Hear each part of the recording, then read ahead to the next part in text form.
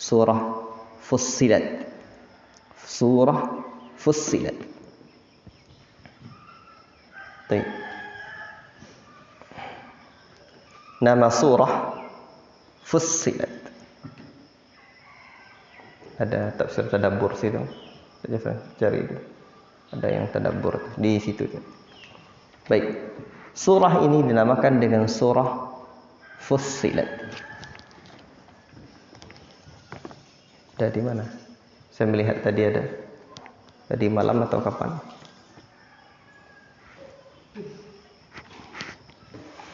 Ya, Pak. Jadi surah ini dinamakan dengan Fussilat.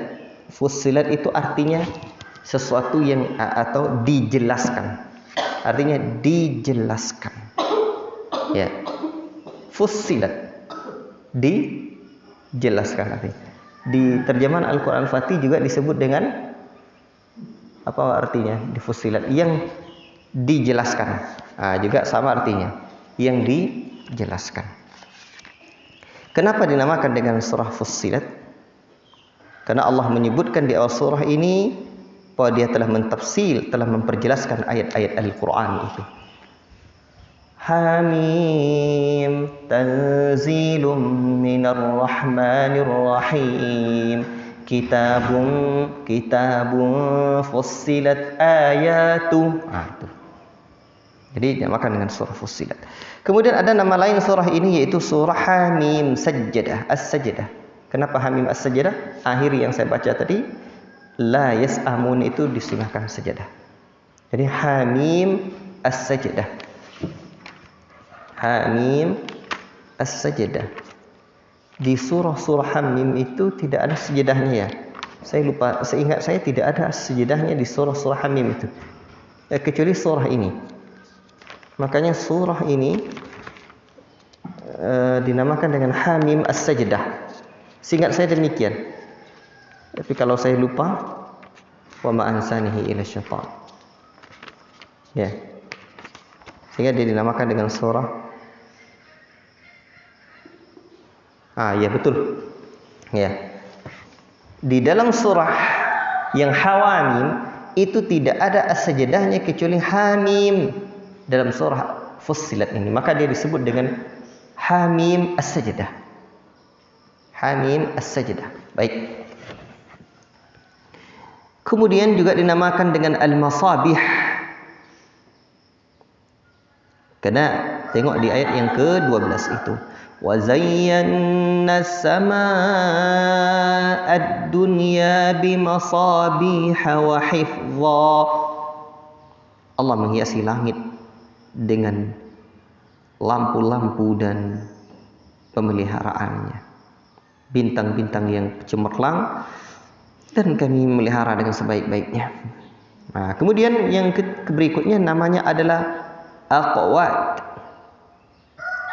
Kenapa? Karena Allah Ta'ala berfirman di ayat yang ke-10 itu. Apa kata Allah? وَجَعَلَ فِيهَا رَوَاسِيَ مِنْ فَوْقِهَا وَبَارَكَ فِيهَا وَقَدَّرَ فِيهَا أَقْوَاتَهَا فِي 4 أَيَّامٍ سَوَاءً لِلسَّائِلِينَ.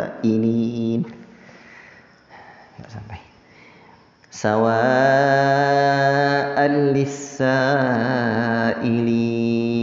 Dia memberkahinya dan dia menentukan padanya kadar makanan penghuni dalam 4 bahasa. Jadi aqwatah, makanan-makanan. Jadi aqwatah. Jadi di sini aqwat. Jadi makanan-makanan para penghuni. Ya, penghuninya dalam masa 4 masa. Baik. Kemudian surah yang mulia ini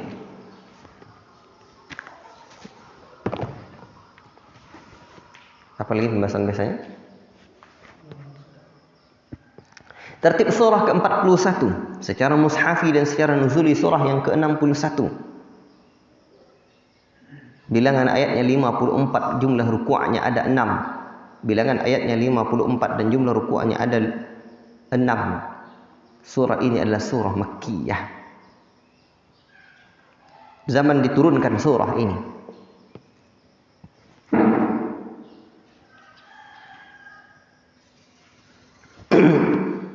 Surah ini diturunkan pada tahun 10 kenabian. Tapi ada juga sebagian riwayat menyebutkan diturunkan pada bulan Zulhijjah tahun ke-6 kenabian. Kenabian ya. Diturunkan 10 kenabian atau ada riwayat lagi 6 kenabian. Setelah Hamzah dan Umar bin Khattab radhiyallahu taala anhuma memeluk Islam.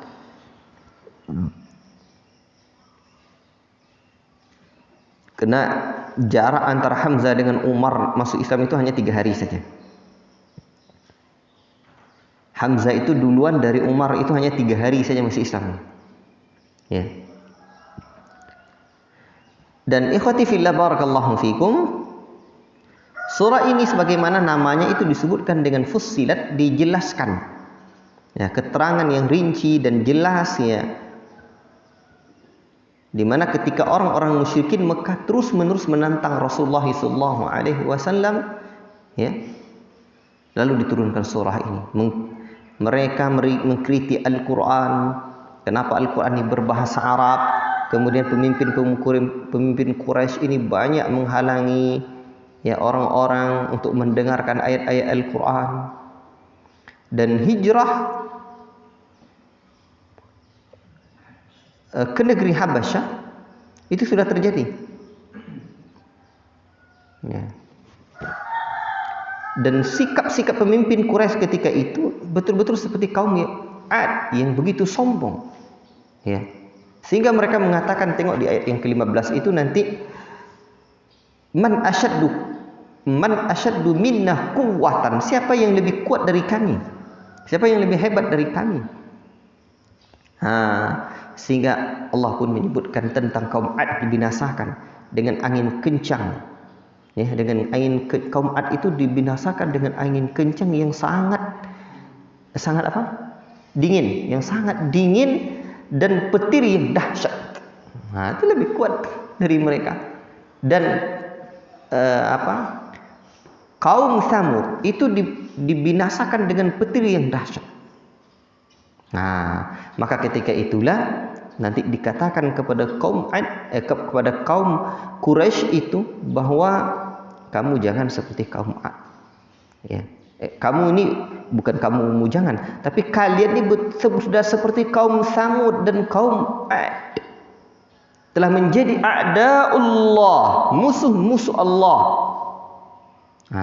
Itu dia. Ikhwati fillah barakallahu fikum. Nanti akan disebutkan ini. Dan surah ini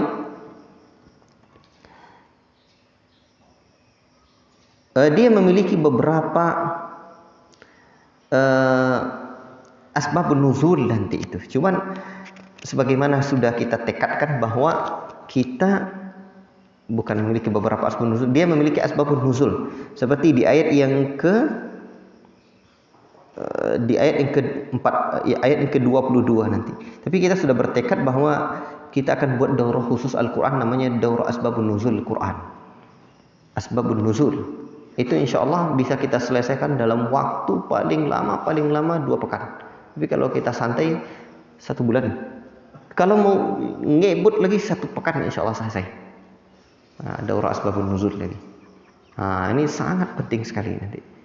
Makanya saya nanti berharap di dalam penulisan kitab tafsir yang kita tulis itu semua rangkuman, dia kan kitab kecil-kecil, nanti ada daurah ayat-ayat kisah dalam Al-Quran 1 buku itu, atau 3 buku ya.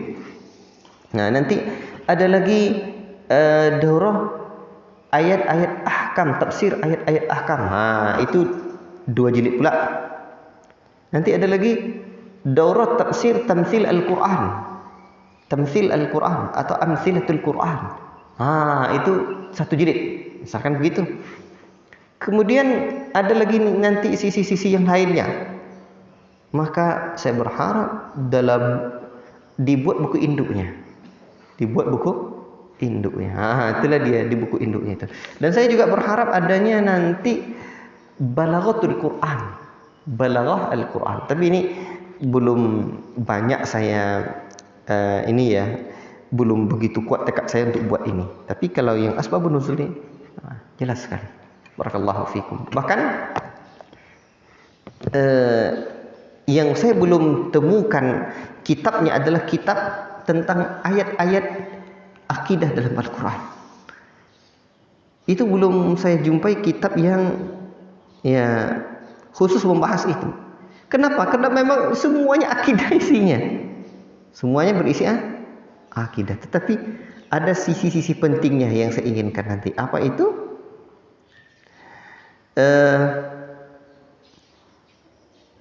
Misalkan tafsir ayat-ayat sifat atau ayat-ayat sifat di dalam Al-Quran.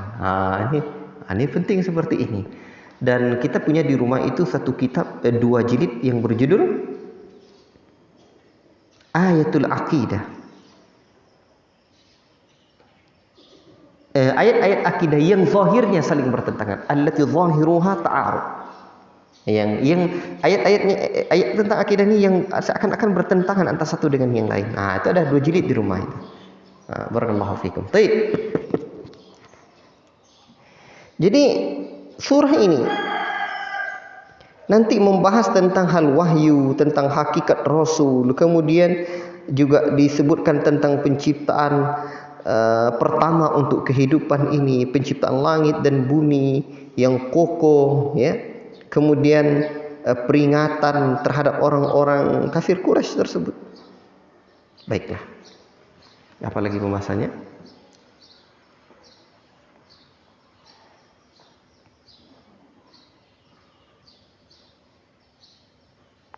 Saya sebutkan kaitan surah ini dengan surah sebelumnya. Apa nama surah sebelumnya?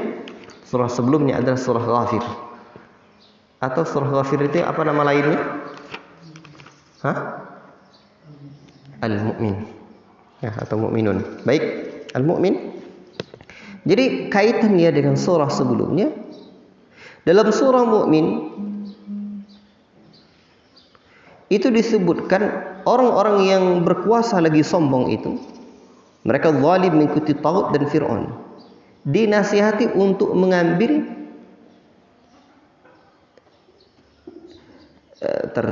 orang-orang yang berkuasa yang mengikuti jejak langkah pemimpin zalim sebelumnya seperti Fir'aun, itu dinasihati betul-betul untuk melihat kondisi Fir'aun, bagaimana kesudahannya. Nah, di dalam surah ini itu mereka disuruh untuk melihat kaum Ad dan Tsamud, dan dikatakan bahwa mereka itu a'da'ullah, mereka itu adalah musuh-musuh Allah. Apa sebabnya? Mereka istikbaran fil ardi, sombong di muka bumi. Tetapi kalau auliaullah, jadi dia orang itu ada auliaullah dan ada a'da'ullah. Auliaullah itu kekasih Allah. Jadi aulia itu artinya kekasih Allah. Dan a'da adalah musuh-musuh Allah. Barakallahu fikum. Baiklah, kita adapun awal surah dengan akhir surah. Iya.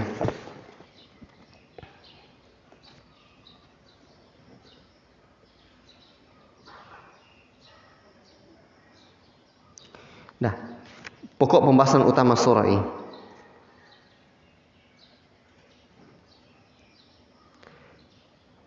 Hujjah yang jelas bahwa Allah yang berhak disembah atau diibadahi.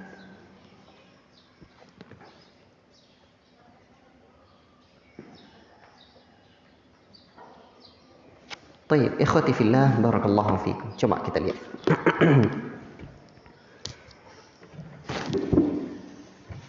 Nabi adalah manusia yang biasa, yang diberi wahyu yang mengajak kepada kebenaran. Dan kita seperti sebelumnya ini kita tidak bisa lagi detail untuk membacanya, ya. Tetapi fawaid-fawaidnya yang bisa kita sampaikan pada kesempatan ini saja. Dan lihat paragrafnya, kita ambil yang dari Quran Al-Fatih ini saja. Nabi adalah manusia biasa yang diberi wahyu yang mengajak kepada kebenaran. Ikhwati fillah, ini dah maklum kita bahwa Nabi itu basyirun wa nadhira. Tapi banyak orang-orang yang tidak mendengar. Coba antum perhatikan ayat yang kelima itu. Dan mereka berkata, hati kami sudah tertutup. Wa qalu qulubuna fi akinnatin mimma tad'una ilaih. Mereka mengatakan hati kami tertutup. Apa yang kamu serukan kepada kami? Telinga kami ada sumbatnya. Di depan kami dan kamu ini ada hijab. Itu kata mereka. Ada hijab, tidak ada lagi. Antum bayangkan itu kalau ada orang ngomong seperti itu kepada kita. Kita dakwah-dakwah, tak masuk ceritanya itu. Hati kami dah tertutup. Telinga kami dah, hati kami akinah. Akinah itu tertutup. Di telinga kami ada sumbat, waqrun. Kemudian ada hijab. La ilaha illallah. Lalu Nabi mengatakan, kalau Allah mengatakan, qul innama ana basyarum mithlukum yuha ilayya. Katakanlah, hai Muhammad, saya cuma manusia biasa yang diberi wahyu pada saya. Sesungguhnya ilah kalian adalah ilah yang satu. Tegakkanlah ibadah kepadanya, mohon ampunlah kepadanya. Ingat ancaman neraka bagi orang-orang musyrikin. Siapa orang-orang musyrikin? Yang tidak menunaikan zakat, tidak percaya dengan hari akhirat. Tetapi sebaliknya orang-orang yang beriman dan beramal saleh, untuk mereka pahala yang tidak terputus-putusnya. Baik. Setelah Allah Ta'ala sebutkan tentang kedudukan wahyu dan Nabi, Allah lanjutkan, Allah menciptakan langit dan bumi dalam beberapa periode. Ini sebutkan Allah Ta'ala tentang penciptaan langit. Ya, pantas tidak kalian kufur kepada zat yang menciptakan bumi ini dalam 2 hari saja, 2 masa saja. Ya, kalian jadikan Allah itu ada sekutu-sekutu. Allah yang ciptakan langit ini, Allah yang ciptakan bumi ini. Tidak pantas kalian. Allah yang ciptakan gunung sebagai pancangnya, ya. Kemudian di atas kalian itu ada langit, ya. Wa ja'ala fiha rawasiya min fawqiha. Jadi ini termasuk menjadi renungan bagi para ahli. Coba lihat nih ayat. Ini artinya wa ja'ala fiha rawasiya min fawqiha. Dan Allah menjadikan gunung itu rawasi. Rawasi itu maknanya pengokoh. Di sini apa dia? Gunung yang kokoh. Ya, min fawqiha, dari atasnya. Dari atas. Jadi saya pernah membaca bagaimana cara Allah menciptakan gunung itu, dari bawah ke atas atau memang dari atas ditancapkan? Ya. Untuk terbayang nggak kalau pasak bumi dibuat dari bawah dulu ke atas, ya kan? Kalau ini disebutkan min fawqiha, dari atasnya. Apa makna min fawqiha di sini? Ini perlu untuk teliti tafsirnya seperti apa sebenarnya.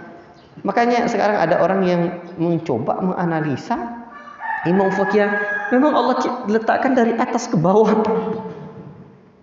Di sinilah kita butuhnya kitab tafsir At-Tabari.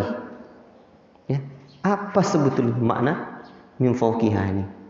Nah, apakah makna min fawqiha ini bermakna pada bumi itu saja, atau memang diciptakan Allah memang dari atas, tetap ditancapkan Allah? Yang pasti kun fayakun. Ya. Saya belum menemukan riwayat dari Nabi bagaimana cara detail Allah menciptakannya. Apakah memang dionggokkan dari atas? Tak, begitu saya tidak tahu. Wallahu taala a'lam bissawab, ya. Sekira di tafsir ilmi itu ada ini. Maksudnya tentang ilmiahnya alam ini, ya. Sains, ya. Barakallahu fiikum. Kemudian dia diberkahi. Ditentukan pula makanan-makanan penduduk bumi ini dalam 4 masa, ya. Ini Allah yang menentukan apa makanan. Jadi makanan-makanan kita itu sudah ditetapkan Allah. Umpamanya dede makanannya nasi, kalau tidak nasi orang isu. Itu dia. Jadi jagung atau yang lain itu wa qaddara fiha, Allah sudah tetapkan. Atau bermakna secara umum apa sih asing makanan manusia ini? Tsumma stawa ila sama, kemudian Allah beristiwa, ya, di langit. Nah, dan kita tidak akan pernah bisa membayangkan seperti apa Allah istiwanya, tanpa kaif, tanpa bagaimana-mana, tanpa tamtsil, tanpa apa lagi, takwil, tanpa tahrif, tanpa ta'til, tanpa kita tiadakan. Kita beriman dengan apa yang Allah Ta'ala turunkan, seperti apa maksudnya Allah. Baiklah, ya, ikhwati fillah, barakallahu fikum. Lalu Allah Ta'ala ciptakan 7 langit dalam dua masa. Dan seterusnya Allah Ta'ala sebutkan tentang penciptaan makhluknya ini, penciptaan alam ini. Jadi Allah pengen ini semua saya yang ciptakan. Tidakkah kalian beriman? Nah, itulah maksudnya. Dan memang terbukti Allah Ta'ala, hanya Allah Ta'ala sendiri yang mengaku menciptakan alam ini. Tidak ada yang lain. Ada tidak orang yang ngaku, oh saya yang ciptakan alam ini? Tidak ada. Tidak ada saya yang menciptakan alam ini. Ini bukti aja. Itu bukti bahwa Allah itu memang dialah Rabbul Alamin. Ya, barakallahu fiikum. Tidak ada. Ya, seperti yang sering saya katakan, tidak pernah ada orang yang membuat namanya Allah. Tidak ada. Itu buktinya bahwa memang Allah itu benar. Kemudian peringatan kepada kaum Quraisy tentang peristiwa yang dialami oleh kaum Ad dan Samud. Ya, peringatan ya tentang kaum Ad dan Samud, bagaimana kaum Ad itu dibinasakan, kaum Samud dibinasakan. Yang pertama ini namanya dalil afaki, yang kedua ini dalil tarihi untuk kebenaran Allah. Afaki itu dalil alam ini. Yang kedua ini dalil tarihi, sejarah tentang kebenaran Allah. Kemudian setelah itu anggota tubuh manusia akan menjadi saksi di hari kiamat terhadap perbuatannya di dunia. Tengok tuh, di antara ayat yang mengirikan itu ayat ini. Wa yauma yuhsyaru a'da'ullahi ilan nari fahum yuza'un. La ilaha illallah. Pada hari itu nanti yuhsyar itu dikumpulkan musuh-musuh Allah itu menuju neraka, dan mereka dibagi-bagi, dipisah-pisahkan. Ya. La ilaha illallah. Apabila mereka sudah sampai di neraka, pendengaran, penglihatan, kulit mereka menjadi saksi terhadap apa yang mereka lakukan. Oh ya, dulu kami yang ngerjakan begini. La ilaha illallah. Dan mereka berkata kepada kulit mereka, lima syahidtum alaina, hai, kenapa kalian pula bersaksi kepada kami? Qalu antaqanallahu alladhi antaqa kulla syai'in wa huwa khalaqakum awwala marrah. Allah. Ini ayat luar biasa. Apa kata Allah? Apa kata kulit itu? Yang menjadikan kami dapat berbicara adalah Allah, yang juga menjadikan segala sesuatu dapat berbicara. Dialah yang menciptakan kamu yang pertama kali, dan hanya kepadanya kamu dikembalikan. Antaqanallahu alladhi antaqa kulla syai'in. Orang dulu tak dapat bisa percaya, masa kulit bisa ngomong dulu. Tapi begitu ada CD, belum CD lagi, itu pita suara tape itu apa namanya itu? Kaset itu, orang udah mulai terperangah. Masa lembaran tali kaset itu, pita kaset itu kok bisa berbicara? Ya, bicara nih. Kan banyak dulu ceramah kayak Haji Zainuddin MZ kan? Itu dia. Itu aja. Allahu Akbar. Ini kulit juga bisa berbicara nanti. Antaqanallahu alladhi antaqa kulla syai'in. Yang menjadikan kami bisa berbicara itu Allah, yang juga bisa menjadikan segala sesuatu itu bisa berbicara. Siapa yang menjadikan itu? Allah. Allahu Akbar. Jadi bersaksi dia nanti. Nih ya kerja kalian tuh.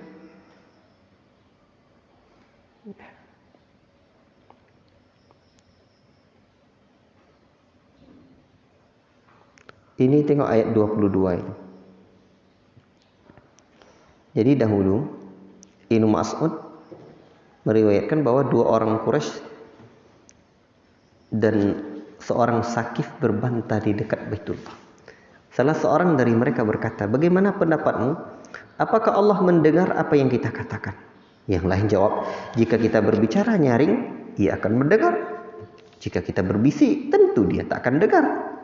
Tapi ada lagi yang ngomong, oh tak begitu.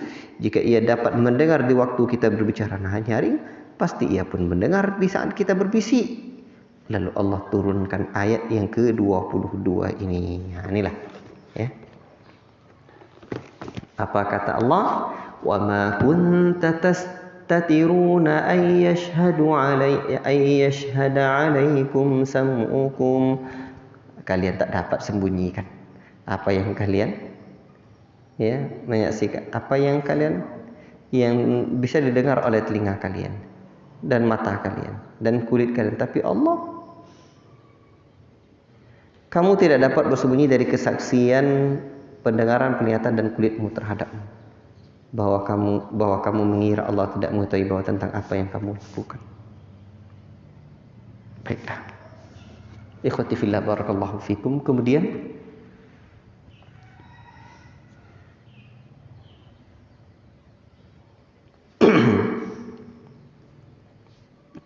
Allah lanjutkan dengan pembalasan terhadap orang-orang kafir, di mana mereka itu tidak beriman kepada Allah Subhanahu wa taala. Ya. Dan Allah jelaskan lagi di paragraf yang berikutnya ini, bagaimana orang-orang beriman itu, hati mereka itu Allah turunkan ketenangan. Allah turunkan, nih tengok ayat 30 itu. Innal ladzina qalu rabbuna Allah thumma istaqamu tatanazzalu alaihimul malaikatu alla takhafu wa la tahzanu wa abshiru bil jannati allati kuntum tu'adun. Allah. Sesungguhnya orang-orang yang berkata Allah Rabb kami, kemudian dia istiqomah, turun kepada mereka tuh malaikat. Apa kata malaikat? Jangan kalian takut, jangan kalian bersedih, bergembiralah kalian dengan surga yang Allah janjikan. Nah, maka hati orang beriman itu tenang. Nahnu awliya'ukum fil hayatid dunya wa fil akhirah. Kamilah pelindung-pelindung kalian di dunia dan akhirat. La ilaha illallah. Di akhirat tu nanti apa yang kalian inginkan, tashtahi itu kan apa yang kalian tashtahi itu inginkan. Syahwat itu berasal dari kata ishtaha. Ya, Pak, syahwat itu artinya keinginan. Itu dia. Kemudian Allah lanjutkan, ya. Ini sebenarnya hujjah buat mereka bahwa Nabi itu adalah orang yang paling baik ucapannya. Sebab Nabi berdakwah, tapi ini ayat juga untuk kita. Wa man ahsanu qawlan mimman da'a ila Allah. La ilaha illallah. Siapakah yang lebih baik ucapannya dari orang-orang yang berdakwah kepada jalan Allah? Qaul itu ada dua, qaulul lisan dan qaulul hal. Ucapan lisan dan ucapan anggota badan kita.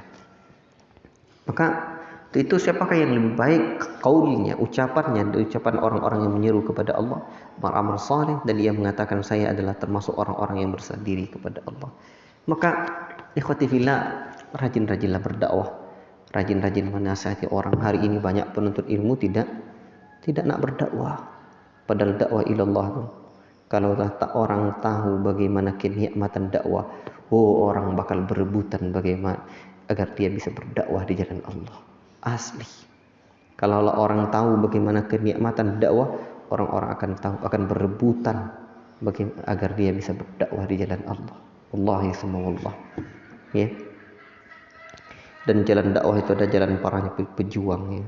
Di negeri ini, kalaulah mereka bukan berdakwah, Allahu Akbar. Dan negeri ini dulu, ya ikhwan, negeri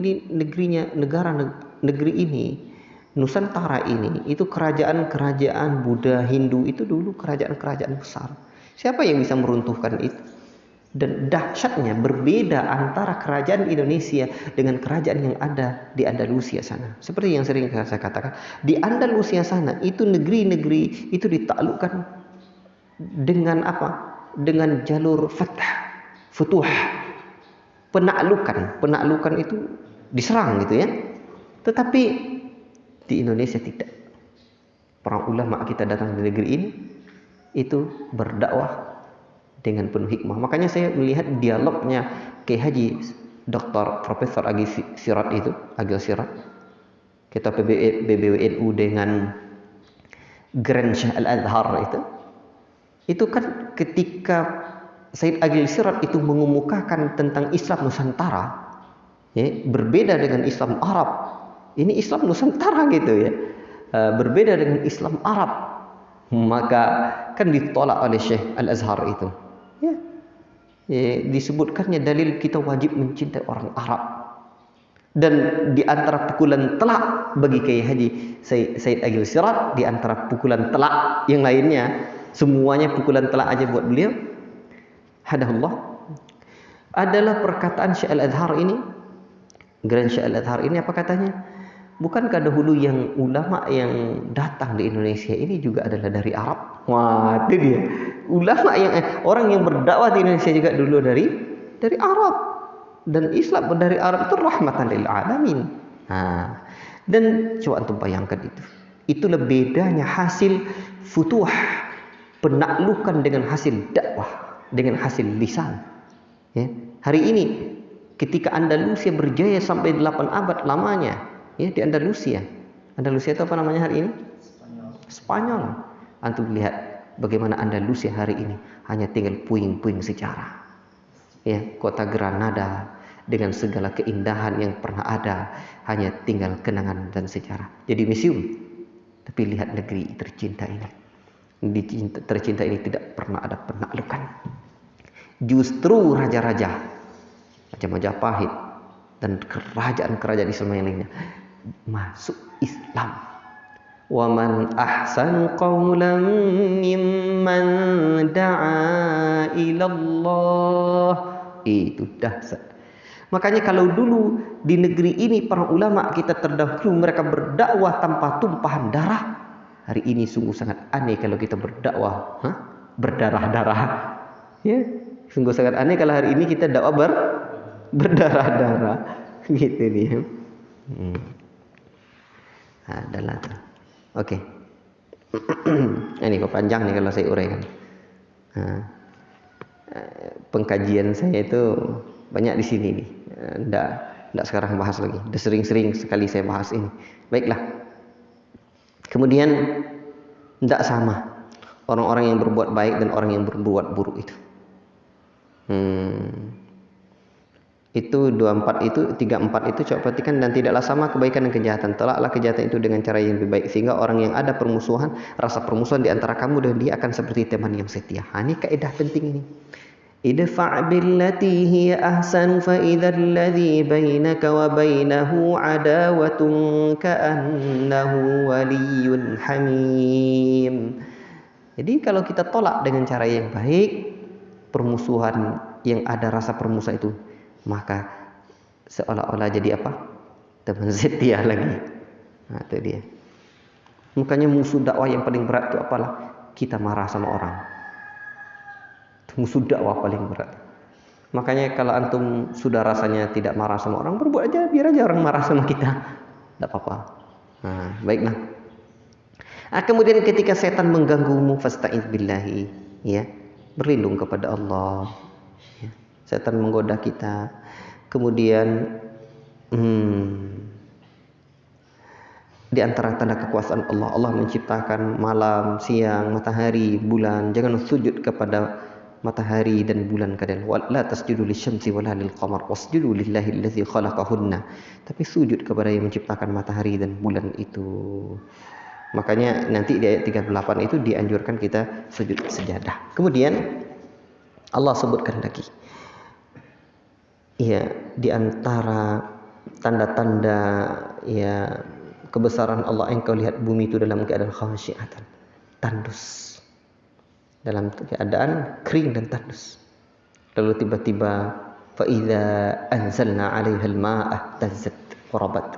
Tiba-tiba datang air, ia bergerak dan subur. Rabat ini tersalah kata rabbah ini. Maka Maka disinilah makna tarbiyah. Tarbiyah itu berasal dari, makanya para ulama ketika mendefinisikan makna tarbiyah, dan tarbiyah itu adalah istilah yang dikenal di belakangan, tidak di zaman generasi salaf.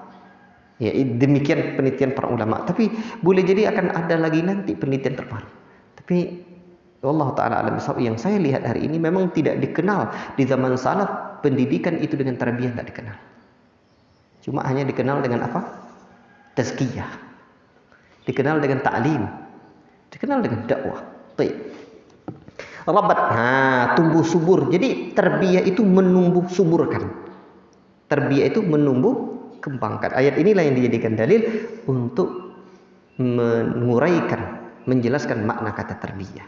Nah, ini nikmat Allah. Allah yang turunkan air sehingga jadi ihtazzat wa rabat. Ia bergerak dan ia subur. Dialah yang telah menjadikan yang hidup, dan dialah yang menghidupkannya, dan dia pula mematikan, menghidupkan yang benda yang mati itu. Baik.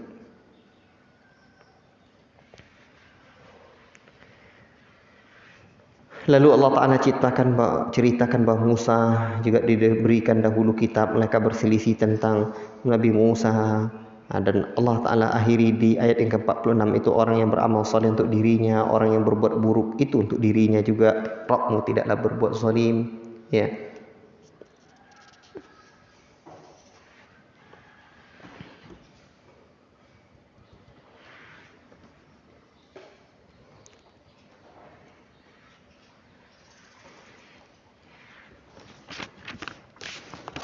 Kemudian ikhwati fillah barakallahu fikum, Allah sambung dengan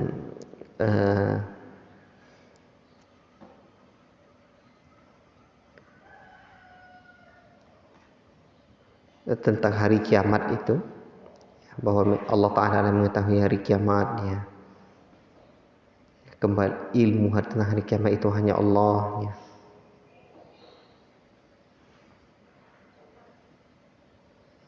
Nah, dan ini coba lihat, wa ma tahruju min samaratin min akmamiha wa ma tahmilu min unsa wa la tata'u illa bi ilmihi. Tidak ada buah-buahan yang terbit dari kelopaknya, tidak ada wanita yang mengandung melainkan hanya ilmu Allah. Ya, la ilaha illallah. Semuanya Allah Ta'ala yang punya.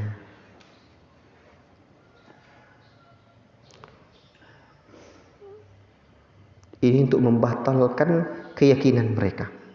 Itu di ayat yang ke-48. Dan lenyaplah dari apa yang dahulu selalu mereka sembah, dan mereka pun tahu bahwa tidak ada jalan keluar dari azab bagi mereka. Ya. Sifat manusia ini kalau diberikan kenikmat, kesusahan, dia berkata, dan jika kami berikan kepadanya satu rahmat dari kami, setelah ditimpa kesusahan, pastilah dia berkata, ini adalah hak aku, dan aku tidak yakin bahwa hari kiamat itu akan terjadi. Dan jika aku dikembalikan kepada Tuanku, sungguh aku akan memperoleh kebaikan di sisinya. Maka sungguh akan kami beritahukan kepada orang-orang kafir tentang apa yang telah mereka kerjakan. Apabila kami berikan nikmat, dia berpaling dan menjauh diri dengan sombong. Itu sifat watak manusia.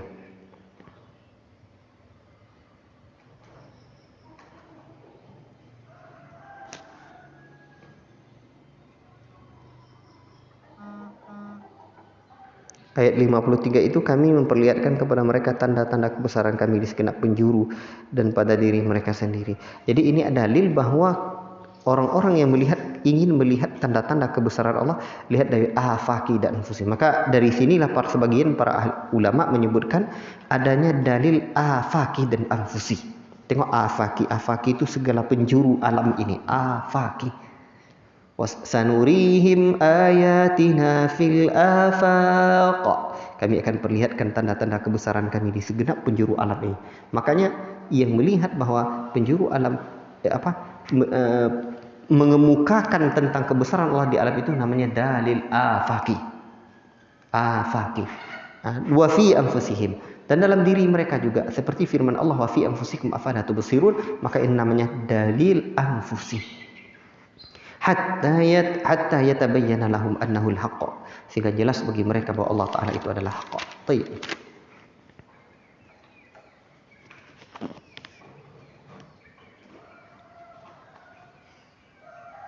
Wallahu ta'ala a'lam bishawab. Ini surat Al-Fussilat, dan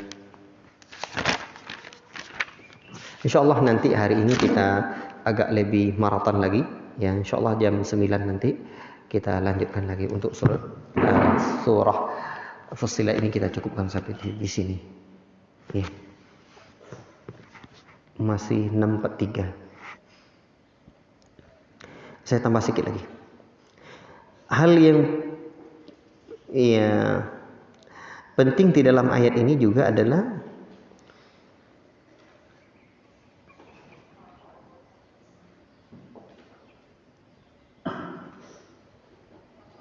tengok ayat yang ke-19 itu.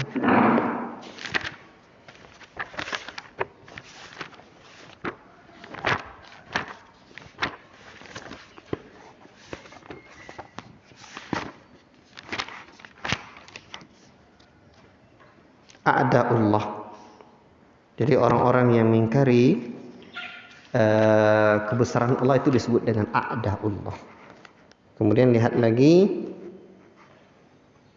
ayat yang ke-28 juga. Itu a'da'ullah. Mereka itu musuh-musuh Allah.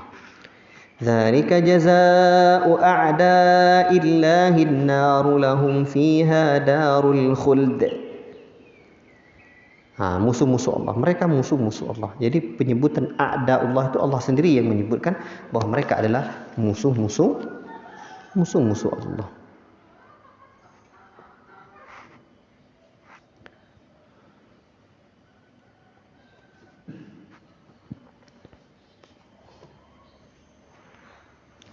Berbeda dengan orang-orang yang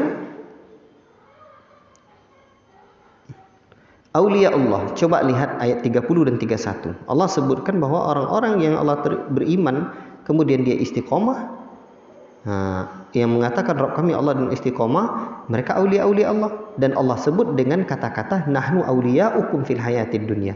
Kamilah pelindungmu di bumi ini. Jadi kita adalah aulia Allah. Orang beriman itu adalah aulia Allah, dan Allah juga sendiri auliaul mukminin, penolong orang-orang mukmin. Baik. Kemudian di antara hal yang penting juga di ayat ini ada 2 kali disebutkan tentang a'rad. Lihat ayat 4 dan ayat yang ke-13. Ayat 4 dan ke-13 itu. Ayat yang keempat Allah Ta'ala sebutkan fa'arada aktsaruhum fahum la yasma'un. Kebanyakan mereka berpaling. Kemudian coba lihat ayat yang ke-13 juga. Fa idza a'radu. Mereka berpaling. Makanya para ulama menyebutkan seperti Syekh Muhammad rahimahullah taala dalam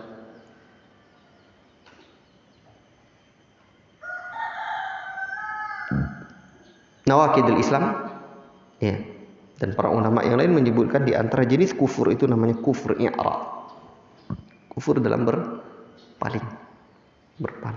Baik.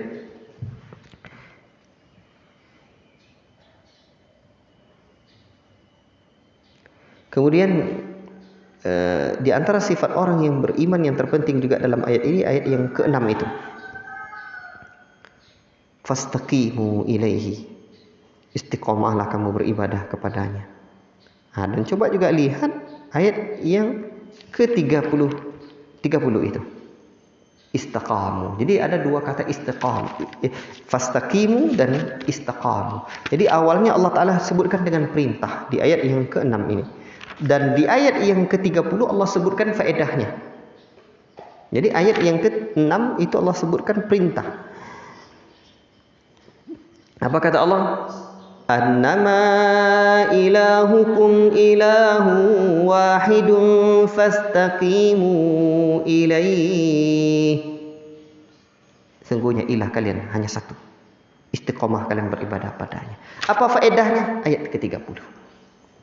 Innal ladzina qalu rabbuna Allah thumma istaqamu تتنزل عليهم الملائكة ألا تخافوا ولا تحزنوا وأبشروا بالجنة التي كنتم توعدون نحن أولياؤكم في الحياة الدنيا وفي الآخرة. Nih istiqomah juga. Jadi yang pertama perintah istiqomah di ayat yang ke-6 dan di ayat yang ke-30 adalah faedah untuk istiqomah. Faham tuh? Baik, ya. Ini hal yang perlu diperhatikan di dalam surah ini. Ya, cukuplah dulu insyaallah taala. Dan saya khawatir nggak terkejar ya. Ini tinggal 6 hari lagi. Kita baru di ayat yang ini sebenarnya kita sudah di juz yang ke-25 lagi. Berarti ini menunjukkan kita ada 6 juz lagi. 25, 26, 27, 8, 9, 10. 30. Berarti kan 6 hari lagi. Dan sekarang hari keberapa puasa? 25. Betul ya? 25, 26, 7, 8, 9. Jadi 1 juz 1 hari minimal gitu. Ini udah banyak terlambat kita. Wallahu ta'ala a'lam bishawab. Wassallallahu wasallam ala nabiyyina Muhammad wa ala alihi wa sahbihi ajmain. Wassalamu alaikum warahmatullahi wabarakatuh.